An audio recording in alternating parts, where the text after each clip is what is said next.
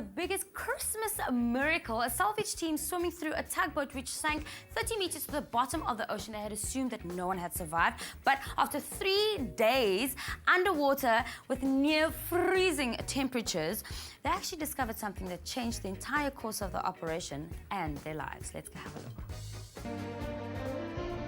About 30 meters down on the bottom of the Atlantic Ocean, salvage divers had begun their search. But after 2 days underwater, everyone aboard was presumed dead. Then a hand appeared on the screen. He's alive, he's alive.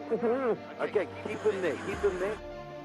All right, just, all right. Hold him there, okay? Just keep him there. Just reassure him, pat him on the shoulder. Harrison Okene, the tug's Nigerian cook, had survived for 3 days at the bottom of the ocean by breathing an ever-dwindling supply of oxygen in an air pocket. But time was running out.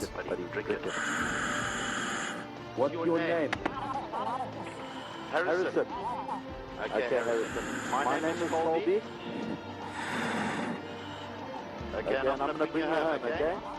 Severely dehydrated and on the verge of death, Harrison was calmly reassured by team leader Colby Werrett, who promised that he would get him out alive. Okay, how's that? Are you all right, Harrison?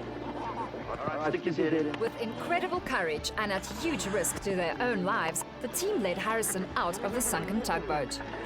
Are you in the bell, Harrison? Give me a thumbs up.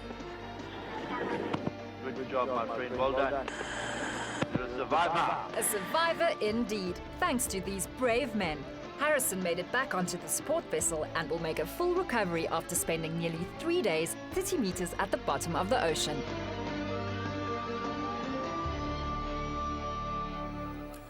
Wow, truly nothing short of a miraculous rescue. Absolutely. That was. Hey? Wow, can you imagine? Unbelievable. 3 days. 3 days underwater. Well, on the line, joining us right now is Colby Werrett, who's the dive supervisor, part of the team that rescued Harrison. Okay, now, Colby, good morning and thank you very much for taking our call.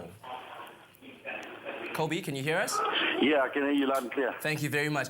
Tell me first, Colby, your first reaction when you actually realized that there was someone in the boat who had survived. What was your reaction and your feeling towards that?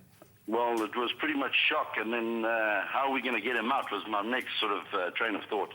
Yeah. So take me through that process. How did you decide on the plan of action?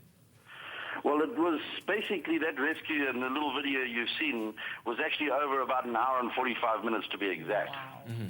Because you see, because he was at such a depth under the vessel for so many days, he was pretty much what you call not with nitrogen narcosis, so we couldn't bring him up straight to the surface. Yes. So we had to commit him to SAT. So basically, when we found him, we couldn't bring him up, so it was basically talking to the doctors in Holland and sort of determining the course of action on his survival, basically regarding the bends and treatment.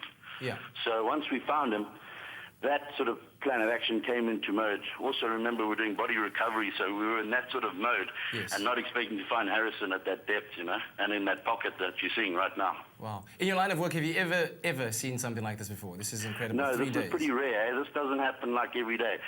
Because what we did is, you must remember, the vessel had just sunk, so she was quite unstable. There was quite a few things going on through our mind.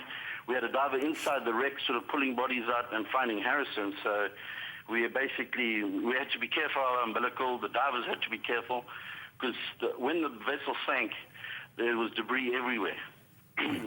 Sure. So we had to sort of just take care on how we did it, you know, and our safety as well, and my diver's safety, basically. Indeed. And I mean, looking at the team that was part of this entire rescue, obviously a lot of manpower and man-hours went into making this happen. I mean, what does it do for you? I mean, you've been part of rescue missions, but to know that you've been part of an operation that saved a man's life, what does it do for you? For me, it's okay. I mean, more for Harrison being the survivor and my divers, basically. I mean, I had to look after them. They're my first priority, you know. Yes. Not, I'm sitting on dry land. I'm fine. I'm just telling them what to do. Those are the guys in the water, you know, taking all the risks. So for them, they need the congratulations, you know. Fantastic. And please do congratulate them on our part. And thank you very much for of course I will. No taking problem. our call. That is Dive Supervisor Colby Werrett, who was part of the rescue mission that rescued Mr. Harrison Okene. Wow. Yes. Unbelievable. Salute to you and your team, really. Although you weren't the one physically underwater, but still you led the ship and it was an absolute success.